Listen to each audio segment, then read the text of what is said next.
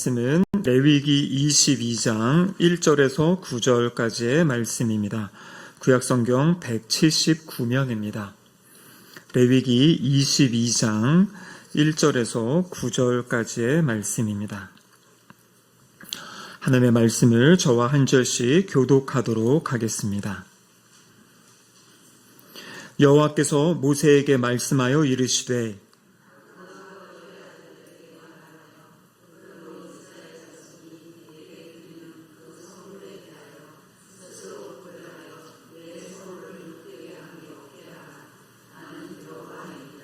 그들에게 이르라. 누구든지 내 자손 중에 대대로 그의 몸이 부정하면서도 이스라엘 자손이 구별하여 여호와께 드리는 성물에 가까이 하는 자는 내 앞에서 끊어지리라. 나는 여호와이니라.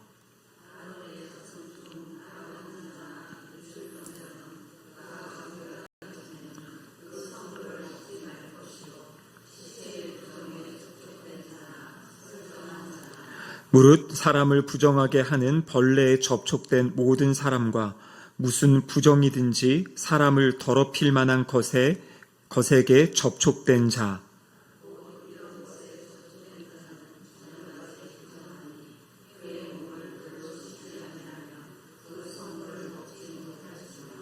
해질 때에야 정하리니 그 후에야 그 성물을 먹을 것이니라. 이는 자기의 음식이 됨이니라.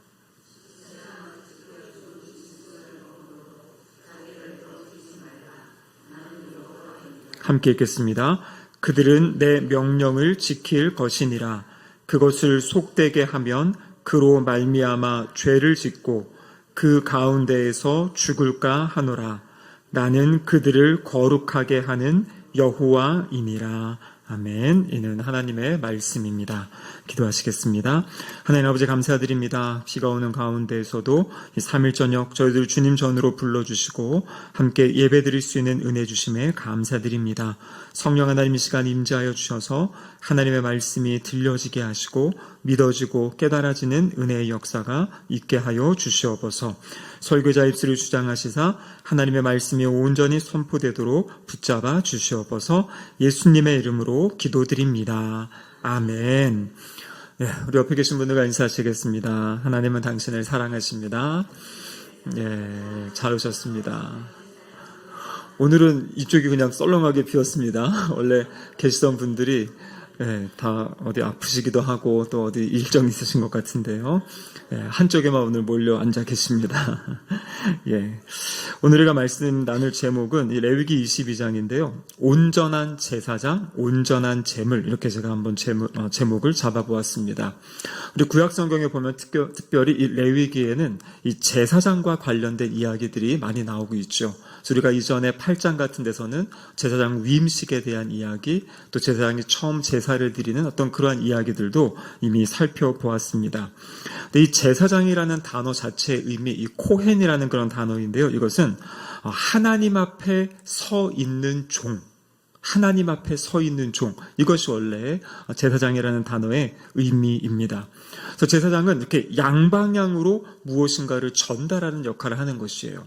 무슨 양방향이냐면 하나님께서 주신 말씀, 또 하나님의 의도, 하나님의 뜻을 백성들에게 이제 가르치는 사람, 전하는 사람이고요. 또 백성들의 어떤 예물과 백성들의 기도를 또 하나님을 향하여서 하나님께 전하는 사람, 그 사람이 바로 구약에 나타난 그 제사장의 모습입니다. 또 구약시대에는 특별히 제사장과 일반 백성들을 하나님이 구분하셨던 그런 모습을 보여주고 있습니다. 첫 번째로 제사장은 하나님 앞에서 일반 백성들과 다른 어떠한 신분을 갖게 하셨어요. 우리가 본 것처럼 하나님은 아론과 그의 아들들, 먼저 죽은 아들이지만 나답과 아비후, 또 엘르아살, 이다말, 이러한 아들들을 특별하게 제사장으로 세우시고 그들을 선택하시고 또 그들에게 특별한 사역을 부여하셨습니다. 그리고 아시다시피 또 그 자녀들을 통해서, 그러니까 이제 직계 후손들을 통해서 이 제사장의 직분을 계승하고 승계하도록 그렇게 이제 구약 성경에 명령을 하신 거죠. 출애굽기 40장 15절 말씀에 보면 이제 그렇게 너희 자녀들을 통해서 제사장의 직분이 계승돼야 된다. 그렇게 이제 말씀하고 계십니다. 두 번째로 이제 제사장은 이 자신에게 주어진 직분을 수행하는 면에서 일반 백성과 달랐습니다. 제사장들만이 할 수 있는 그러한 사역이 구별되어져 있었습니다. 신명기 33장 10절의 말씀인데요. 우리 같이 한번 말씀 읽어보겠습니다. 주의 법도를 야곱에게, 주의 율법을 이스라엘에게 가르치며 주 앞에 분향하고 온전한 번제를 주의 제단 위에 드리리로다. 여기 보면 지금 제사장이 해야 될 두 가지 역할이 나오고 있죠. 앞부분에 보면 주의 법도를, 주의 율법을 어떻게 하라고 이야기합니까? 가르쳐라. 이스라엘에게 가르치는 것. 제사장의 첫 번째 역할은 하나님의 말씀을 가르치는 것이에요. 그래서 레위기 10장 11절에도 보면 거룩하고 속된 것을 분별하고 또 부정하고 정한 것을 분별해서 그것을 사람들에게 가르쳐야 된다. 그것이 바로 제사장의 첫 번째 사역입니다. 그리고 이어지는 33장 10절에 보면요. 주 앞에 분향하고 제단 위에 제물을 드린다 이렇게 되어 있죠. 이것은 무엇을 이야기하는 거겠습니까? 바로 제사 드리는 것. 그 제사 드리는 것을 집례하는 역할, 이것이 바로 제사장이 해야 될 사역이고 역할입니다. 그래서 두 가지 역할인 거죠. 하나님의 말씀을 잘 가르치고 하나님께 예배 드리는 일을 하는 것, 그것이 바로 제사장에게 맡기신 일이다라는 것이죠. 또 민수기 6장 23절에서 26절까지 보면 제사장의 축복이라는 그런 말씀이 있습니다. 아마 들어보셨을 겁니다. 이런 내용이죠. 여호와는 내게 복을 주시고 너를 지키시기를 원하며 은혜 베푸시기를 원하며 평강 주시기를 원하노라 할지니라. 그래서 하나님께서 특별히 아론에게 이것을 말씀하셨어요. 너는 내가 준 이 말을 가지고 너의 백성들을 축복해라 그렇게 말씀하셨고요. 그렇게 축복하면 내가 그들에게 복을 주리라고 약속하신 것이에요. 그래서 하나님이 제사장에게 주신 중요한 것이 뭐냐면 하나님의 백성들을 축복할 수 있는 그러한 권세를 주신 거죠. 또 그것을 따라 제사장이 백성들을 축복할 때 하나님께서 그들에게 또 복을 주시겠다고 약속하셨습니다. 그래서 이러한 역할들을 제사장이 담당하게 되고요. 하나님은 또 이 제사장을 돕기 위해 돕는 사람들을 또 붙여주십니다. 그 사람들이 누구냐면 바로 레위지파 사람들입니다. 그래서 성경에 보면 이 레위지파 사람들이 특별히 이 광야에서는 이 성막을 이제 해체한 다음에 그것들을 이제 옮기는 역할, 이것도 아무에게나 맡긴 것이 아니라 레위지파에게 특별히 어떤 역할을 분배해가지고 그 일을 하게 했고요. 또 직접적으로 제사장이 제사를 드릴 때 그 제사장을 돕는 그런 역할을 레위지파에게 맡겼습니다. 또 어떤 역할을 했냐면 사람들이 그 성소에 함부로 접근하지 못하도록 사람들을 또 막는 그런 역할들도 하고요. 그래서 결국에는 이 하나님께 드리는 제사가 잘 진행될 수 있도록 그 제사장을 돕는 사람들로 레위 지파를 하나님이 따로 세우셨습니다. 그 성경을 보면은요, 이 레위 지파는 땅을 기업으로 주지 않으세요. 땅을 기업으로 주지 않으시고 각 지파 가운데 하나님이 이렇게 흩어져 살게 하시고요. 그리고 뭐라고 약속하셨냐면 레위 지파는 하나님이 그들의 기업이 되신다. 하나님이 그들의 분깃이 되신다. 그렇게 이제 말씀해 주신 겁니다. 그래서 레위 지파가 하는 일은 하나님의 일을 위하여서 그 제사를 잘 섬기면 나머지 자신의 어떤 먹고 사는 의식주의 문제들을 하나님께서 책임져 주시겠다라고 약속한 그런 내용들이 이제 구약 성경에 나타나 있는 것입니다. 자, 그렇다면 땅을 받지 못하였다. 이 땅이 있어야 거기서 농사를 짓고 열매들을 맺고 과실을 이렇게 먹고 살 수 있는데 땅이 없는 레위 지파, 이 레위 지파를 하나님이 어떻게 그러면은 이렇게 생활하게 하셨는지, 제사장들을 어떻게 생활하게 하셨는지 우리 민수기 18장 21절의 말씀을 같이 한번 보겠습니다. 같이 한번 읽어보겠습니다.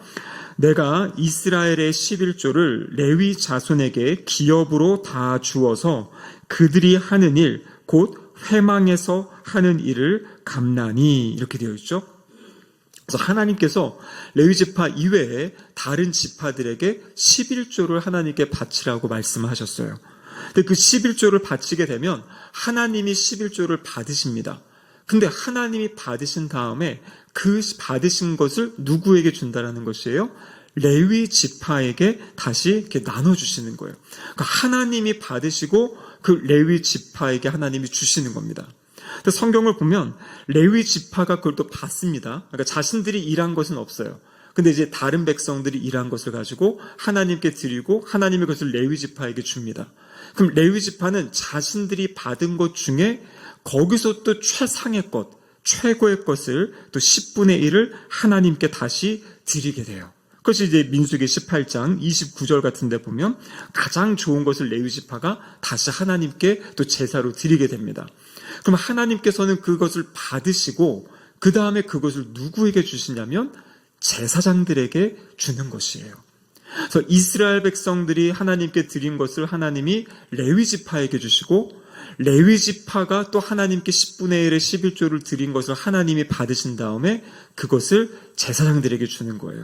그래서 제사장과 레위 지파는 이 당시 다른 지파처럼 어떤 농사를 짓는다든지 이런 행동을 하지 않고 온전히 성소에서 또 나중에는 성전에서 맡겨진 그 예배 사역과 또 말씀 사역을 하는 그것을 할 때 나머지 이런 먹는 것에 대한 것들은 이제 다른 지파들을 통해서 다른 지파들의 11조를 통해서 그렇게 하나님께서 이것들을 이 사람들을 살아갈 수 있도록 이제 하게 하셨다라는 것입니다. 그래서 특별하게 하나님 이 성전 안에서 특별하게 구약시대는 성소 안에서 그 하나님이 맡기신 사역들을 감당할 수 있는 성막 안에서 그 일들을 감당할 수 있는 그러한 삶의 어떤 여건들, 이 상황들을 하나님께서 이제 마련해 주신 그런 모습을 보여주고 있습니다. 제가 왜 이렇게 이 앞부분을 장황하게 설명했냐면 오늘 22장이 그렇게 하나님께서 레위 지파에게 주신 그 음식이죠, 음식. 그것을 이제 먹는 것과 관련된 규례가 여기에 나와 있는 것이에요. 그래서 지파들의 11조를 받고 레위인들의 11조를 받아서 그것을 이제 제사장들에게 나눠주는데 그것을 이제 먹을 수 있는 사람.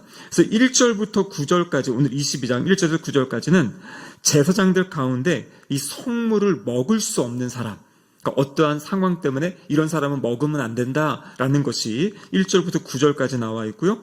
또 10절에서 16절까지는 이 성물을 누가 함께 먹을 수 있는가. 그러니까 제사장 가족 중에서도 먹을 수 있는 범위를 하나님이 정해 주셨어요.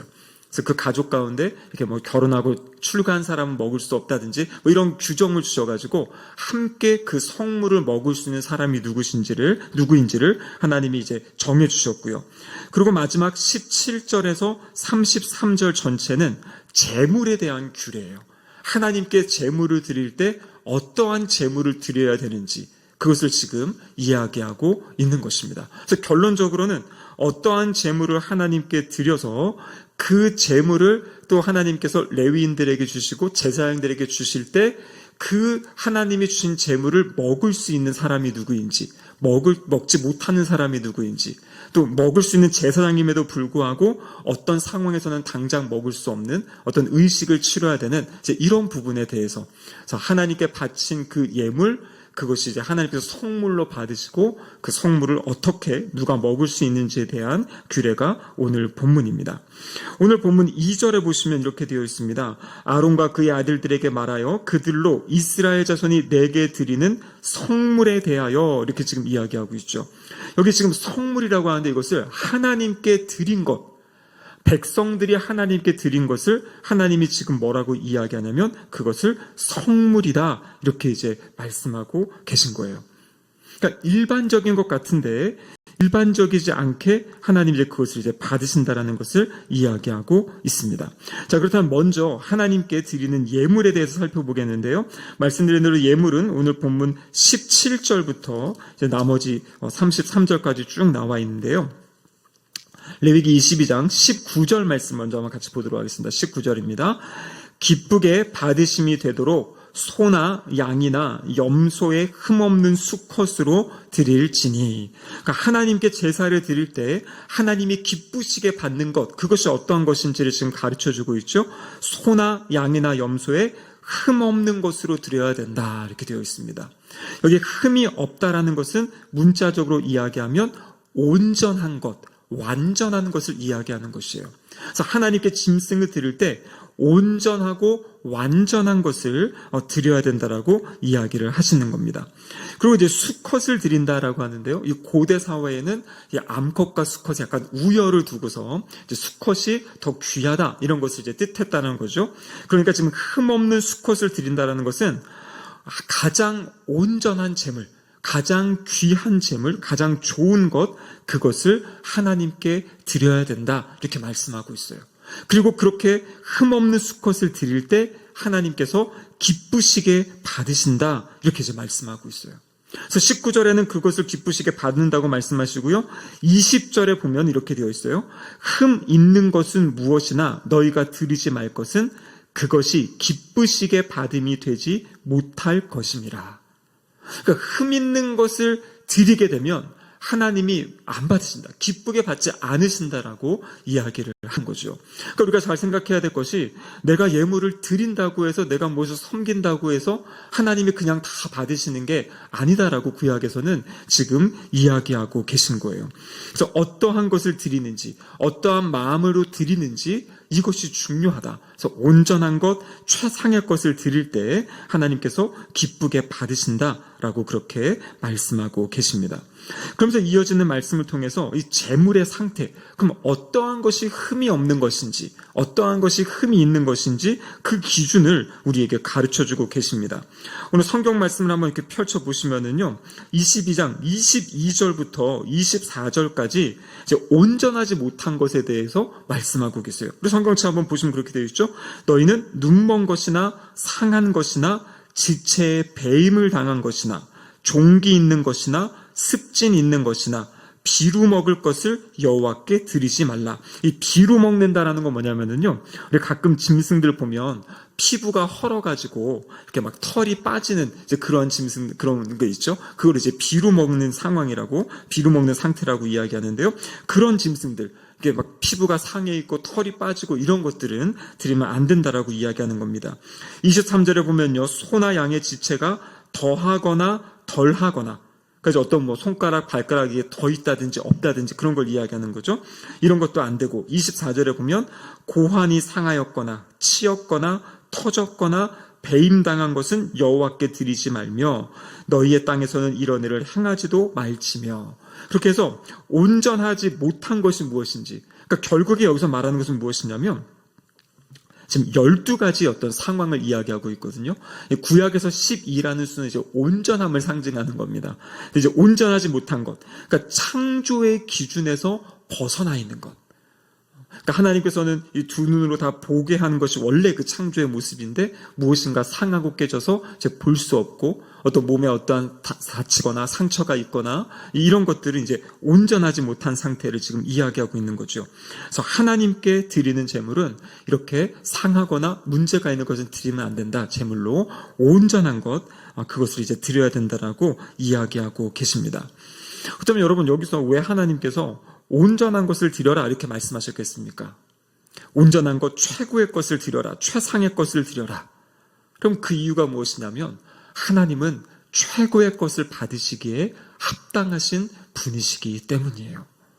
하나님은 그렇게 위대하신 분이시고요, 거룩하신 분이고 최고의 것을 드리기에 마땅하신 하나님이시기 때문에 하나님께서 이렇게 온전한 것, 최상의 것을 드리라고 말씀하셨습니다.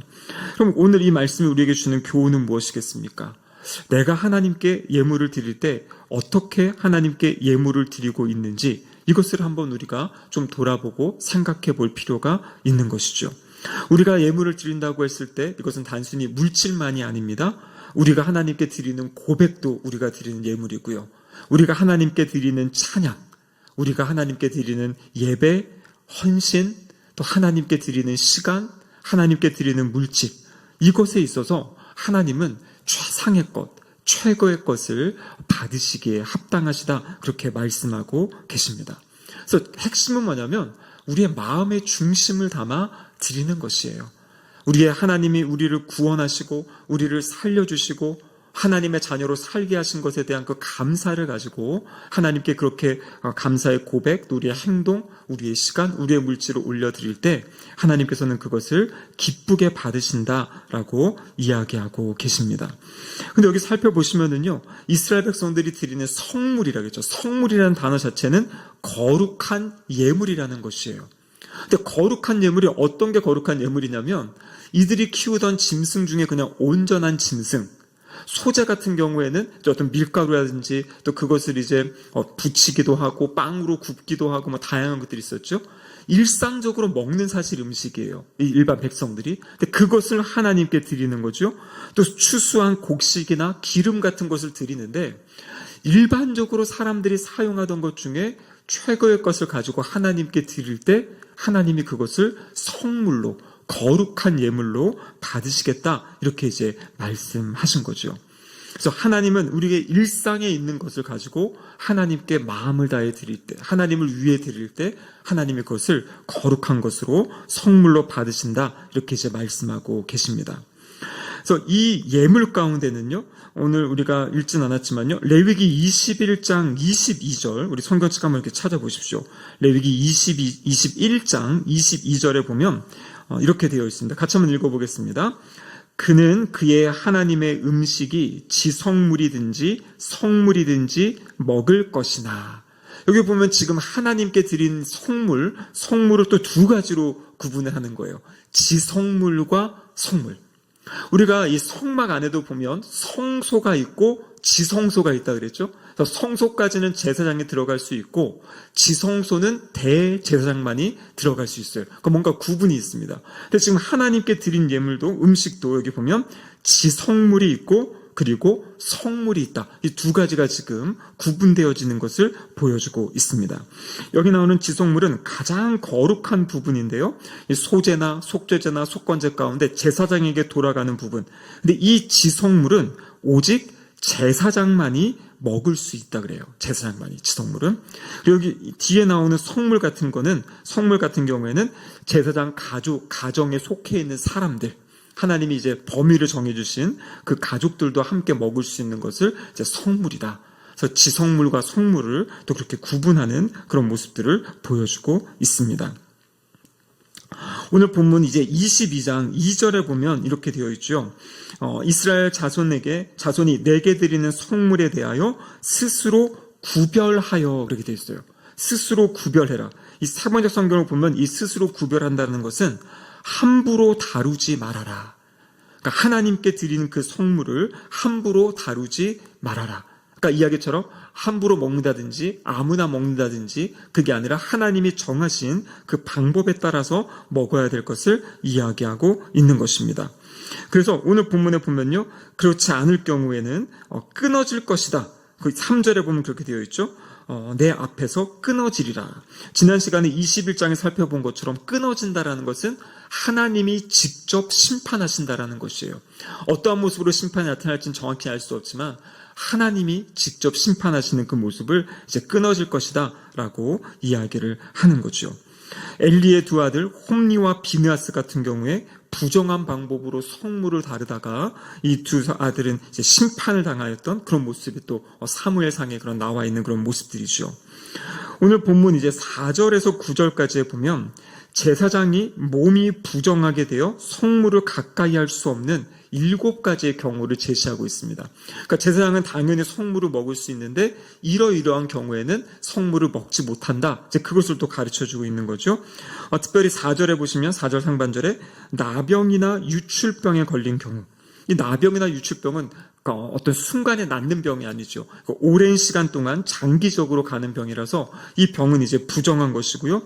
이런 경우에는 제사장은 그 성물을 먹을 수 없는 상황. 그래서 이것이 온전히 치유받고 정결 의식을 행한 뒤에야 성물을 먹을 수 있다. 그렇게 이제 이야기하고 계십니다. 이어지는 4절에서 7절까지, 4절 하반부의 7절까지는 일시적으로 부정한 경우들을 이야기하고 있어요. 어떤 시체에 접촉한다든지 아니면 부정하게 되는 벌레에 접촉하게 되든지, 또 부정한다고 정해진 그 사람들과 접촉하든지, 뭐 그럴 경우에는 또 그날 저녁까지 일시적으로 부정하게 되고, 또 저녁에 몸을 씻으면 또 깨끗하게 되어지는, 그러니까 지금 다양한 아주 그런 경우들을 하나님이 자세하게 하나하나 세세하게 이렇게 지금 말씀하고 계십니다. 그러니까 얼마나 이 제사장들의 거룩함에 하나님이 관심이 있는지를 여기서 지금 보여주고 있는 것이에요. 막연하게 거룩해라, 구별해라 이것이 아니라 이것은 피하고 이런 경우는 이렇게 해야 되고 저렇게 해야 되고, 그 세세하게 주시면서 이들이 그 규례를 잘 붙잡을 수 있도록 이야기하고 계십니다. 특별히 8절에 보면요, 시체나 찢겨 죽은 짐승을 먹음으로 자기를 더럽히지 말아라. 그리고 그 9절에 보면요, 그 더럽히게 될 경우에 너희가 죽을까 하노라 이렇게 되어 있습니다. 근데 이 본문은요, 레위기 11장과 또 17장에 보면 이스라엘 백성이나 거류민은 죽은 짐승을 먹어도 그냥 그 저녁까지 부정한 상태가 되는 거예요. 그런데 제사장 같은 경우에는 죽을 수도 있다 이렇게 말씀하시는 겁니다. 그러니까 같은 상황인데 제사장에게는 더 거룩함과 더 온전함을 하나님이 요구하시는 것을 이 규례들을 통해서도 이제 볼 수 있게 된다라는 것입니다. 그래서 제사장들은 그 성물을 먹기에 이 합당한 삶을 이제 살아가야 되고요. 그래서 이미 제사장 위임식을 통해서 어떠한 거룩한 삶을 살아야 되는지에 대해서 말씀을 해 주셨습니다. 이 레위기 8장에 보면 제사장 위임식이 있는데요. 순서가 뭐였냐면 속죄제를 먼저 그러니까 죄 용서받는 제사를 드리고, 번제는 나를 다 드린다는 그런 제사죠. 번제를 드리고 위임 화목제라는 걸 드렸어요. 위임 화목제에 어떤 내용이 있냐면 레위기 8장 23절 말씀 우리 같이 한번 읽어보겠습니다. 모세가 잡고 그 피를 가져다가 아론의 오른쪽 귓부리와 그의 오른쪽 엄지손가락과 그의 오른쪽 엄지 발가락에 바르고, 제가 이 레위기 8장 그때 말씀을 나눌 때 이 부분은 일부러 그때 다루지 않았었는데요. 지금 무엇을 이야기하고 있냐면 아론의 그 짐승의 피를 가져다가 아론의 오른쪽 귓부리, 그리고 오른쪽 엄지손가락, 오른쪽 엄지 발가락에다가 피를 발라라 이렇게 이야기하고 있습니다. 이 피를 바른다라는 것은 그 어떤 것을 씻고 깨끗하게 하고 정결하게 하고 하나님과의 어떤 관계를 회복시키는 것이 피를 바르는 것이에요. 이렇게 몸에 피를 바르는 의식을 누구에게 했었냐면 레위기 14장에 보면 나병 환자가 이 속건제물, 마지막으로 이제 나병이 씻김을 받고 다 치유받고 이제 회복하는 과정 가운데 나병 환자에게 이렇게 귓부리와 손가락에다가 피를 바르는 그러한 내용이 레위기 14장에 나와 있었습니다. 그래서 이 피를 뿌린다, 피를 바른다, 이것을 통해서 하나님 앞에 특별한 사람이 되어지는 어떤 그런 과정들, 절차들이 출애굽기 24장에도 나와 있고 여러 성경의 부분에 나와 있습니다. 자, 그렇다면 왜 이 귓부리, 오른손, 손가락, 엄지손가락, 또 오른쪽 엄지 발가락에 피를 바르는가? 이 구약 사람들에게는요, 이 귀가 이렇게 좀 돌출되어 있지 않습니까? 그래서 귀는 뭘 의미하는 거냐면 얼굴 전체를 이제 대표하는 어떤 부분. 그리고 손가락이라는 것은 이 손을 대표하는 오른손 엄지손가락이라는 것은 또 발가락, 오른쪽 엄지발가락은 이제 발을 이제 대표하는 것이에요. 그러니까 이것이 무엇을 이야기하는 거겠습니까? 이 귀에다가 피를 바른다, 피를 뿌린다라는 것은 이 제사장은 귀가 달라져야 된다라는 것이에요. 정결해지는 것이에요. 그러니까 들어야 될 것과 듣지 말아야 될 것을 분별할 수 있어야 돼요. 그냥 아무 소리나 다 듣고 그것에 마음 상하기도 하고 그것에 또 내가 막 입으로 전파하고 이런 것이 아니라 정말 도움이 되는 것은 듣고 쓸데없는 것들은 차단할 수 있어야 됩니다. 우리가 들어야 될 것이 무엇을 들어야 되겠습니까? 우리의 귀로 하나님의 말씀을 들어야죠. 그리고 또 무엇을 들어야 됩니까? 우리 이웃들의 소리를 들을 수 있어야 돼요.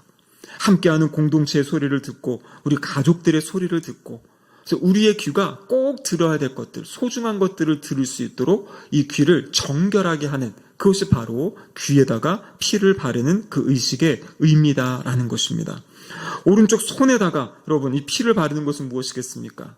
바로 이 손으로 하는 그 모든 일을 정결하게, 깨끗한 일들, 하나님이 기뻐하시는 일들을 하라는 것이에요. 왜냐하면 우리가 많은 경우에 이 손을 가지고 죄를 짓는 경우들이 있지 않습니까? 그래서 우리의 손을 하나님이 기뻐하시는, 하나님을 섬기는 일에 사용하도록 그렇게 손을 구별하라는 의미에서 오른쪽 엄지손가락에다가 피를 바르는 것이고요. 오른쪽 엄지발가락은 무엇이겠습니까? 바로 이 가야 될 것을 가고 가지 말아야 될 것을 가지 않는, 그것을 잘 구별하고 분별할 것을 이야기하고 있는 것입니다. 그러니까 이 제사장의 삶은 정말 들어야 될 것과 듣지 말아야 될 것, 내가 손으로 해야 될 것과 하지 말아야 될 것, 가야 될 곳과 가지 말아야 될 이것들을 잘 분별하며 살 것을 이야기하고 계시는 거죠. 제가 여러 차례 이 레위기 말씀을 드리면서 이야기 드렸죠. 이 구약의 제사장은 오늘날 누구라고 말씀드렸습니까? 목사님 아니에요. 목사님도 포함은 되죠. 근데 구약의 제사장은 신약 시대에는 모든 성도들이에요. 그것이 바로 종교개혁자들이 이야기했던 만인 제사장. 그래서 레위기 베드로전서 그 2장에 보면 그 말씀이 있죠. 너희는 왕 같은 제사장이다. 그 말씀이 뭐냐면 이제 모든 성도를, 요한계시록에도 보면 우리 성도를 향해서 제사장이라고 말씀하시거든요.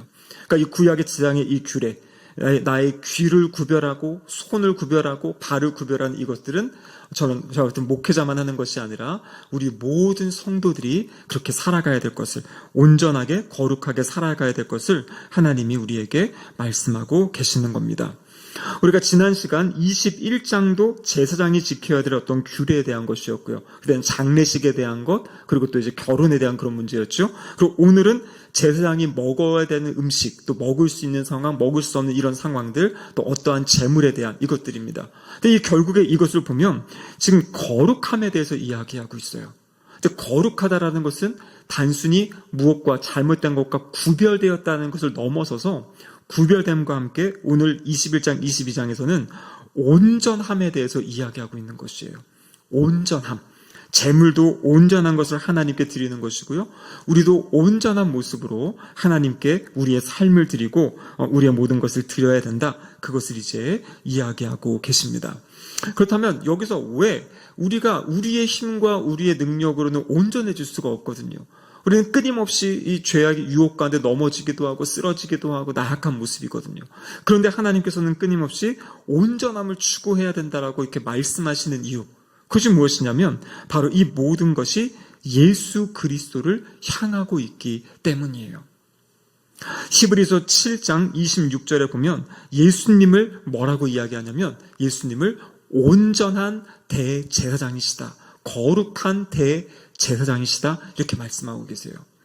또 히브리서 9장 14절에 보면 예수님을 향하여서 흠이 없는 제물이다, 이렇게 말씀하시고요. 또 요한복음 1장 14절에 보면 예수님이 온전한 성전이 되신다, 이렇게 말씀하고 계세요. 그러니까 구약에 나와 있는 어떤 제사장이라든지 제물이라든지 성전, 이 모든 것은 예수님께서 이 땅에 오셔서 행하실 그 모든 일들, 온전하신 예수 그리스도를 다 이렇게 예표하고 보여주고 향하고 있는 것이에요. 그런데 주님이 우리에게 뜻하신 것은 무엇입니까? 우리가 또 그 예수 그리스도를 따라가는, 닮아가는 것을 말씀하시잖아요. 그러니까 온전하신 예수 그리스도를 따라가고 온전하신 예수 그리스도를 닮아가는, 그것이 바로 우리 성도들에게 주신 말씀이다라는 겁니다. 그래서 에베소서 4장 13절 말씀 우리 마지막으로 한번 읽어보도록 하겠습니다.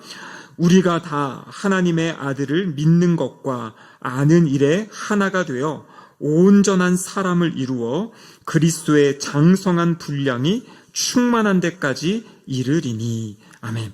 여기 보면 분명히 나와 있죠. 우리를 향해서 온전한 사람을 이루어야 된다. 여러분, 이것은요, 우리에게 어떠한 무거운 짐을 지우고 우리를 힘들게 하고 어렵게 하는 것이 아니라 우리의 삶에 소망과 비전을 주는 것이에요. 우리가 어떤 돈을 많이 번다든지 명예가 많아, 이게 우리의 삶의 비전이 아니라, 꿈이 아니라 우리의 삶의 비전과 꿈은 무엇이냐면 우리의 힘으로는 도저히 이룰 수 없을 것 같은 그러한 하나님이 우리에게 주신 그 온전한 어떤 기준, 예수 그리스도를 닮은 그 모습. 그런데 그것을 향하여서 우리가 매일매일 이렇게 변화되어져 가고 성숙해져 가는, 거룩해져 가는 그 모습. 그래서 마지막에 주님 앞에 설 때 정말 이 온전함을 이루어가는 그 모습으로 주님 앞에 서는 것, 그것이 바로 우리 성도들이 가져야 될 꿈과 소망이다라는 것이에요. 그래서 하나님은 우리의 삶의 다양한 일들, 사건들을 통해서 우리를 그 온전함을 향해서 빚어가고 계시는 거고요. 그래서 우리가 바라봐야 될 것은 무엇이냐면, 이전보다 나의 마음이, 나의 삶이, 나의 성격이, 나의 인격이 지금 변화되어져 가고 있구나. 예전 같으면 이런 상황에서 막 악을 쓰고 막 화를 내고 짜증을 내고 할 텐데, 이 상황에서 나의 마음이 지금 다르게 반응이 되네? 그리고 이것이 바로 변화되어져 가는 그런 모습이에요. 성숙한 인격, 성장한 인격을 가지고 주님을 따라가는 모습. 그래서 우리의 꿈과 소망과 비전은 바로 여기 나온 것처럼 온전한 사람을 이루어가는 것. 그래서 성령 하나님의 도우심 가운데, 또 하나님의 말씀의 기준 가운데 우리가 날마다 이렇게 아름다운 모습으로 변화되어져 가고 세워져 가는 그런 우리 모든 신길동교회 성도님들 되시기를 주님의 이름으로 축복합니다. 아멘. 우리 기도하시겠습니다. 하나님 아버지 감사드립니다. 오늘 온전한 제사장, 온전한 제물이라는 말씀을 통하여서 다시 한번 우리를 향한 하나님의 그 꿈을 말씀하여 주심에 감사드립니다. 우리의 힘으로는, 능력으로는 절대 할 수 없는 일이지만 하나님께서 우리를 불러주셨고, 또 우리를 의롭다고 인정해 주셨고, 또 우리에게 성령 하나님을 보내주셔서 또 하나님의 주신 말씀으로 날마다 변화되어져 갈 수 있는 은혜를 허락하셨음에 감사드립니다. 주님, 이 말씀 붙잡고 온전하신 주님을 따라 주님을 닮아가는 우리 모두의 삶이 되게 하여 주시옵소서. 예수님의 이름으로 기도드립니다. 아멘.